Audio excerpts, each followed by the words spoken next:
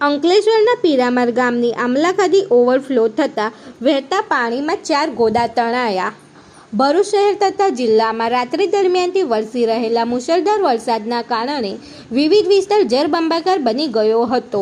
અંકલેશ્વર શહેરમાં પણ વરસાદે જમાવટ કરી હતી અને શહેર વિસ્તારના દીવા રોડ પરની સોસાયટીઓ, એશિયાદનગર, ગાયત્રી મંદિર, નિરાંતનગર સહિતનો રહેણાંક વિસ્તાર વરસાદી પાણી થઈ ગયો હતો। મુખ્ય માર્ગો પર પણ વરસાદી પાણી ભરાઈ જવાના કારણે વાહન વ્યવહારને અસર પહોંચી હતી અને ટ્રાફિક જામના દ્રશ્યો સર્જાયા હતા।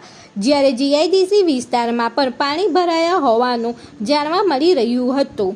અંકલેશ્વરના પીરામર ગામ નજીક આમલાખાદી પણ ભારે વરસાદના કારણે ઓવરફ્લો થતાં જળબંબાકારની સ્થિતિ સર્જાઈ હતી, જેના કારણે આમલાખાદીમાં વરસાદી પાણીના વહેણમાં 4 ગોદા પણ તણાયા હોવાના દ્રશ્ય સામે આવ્યા હતા।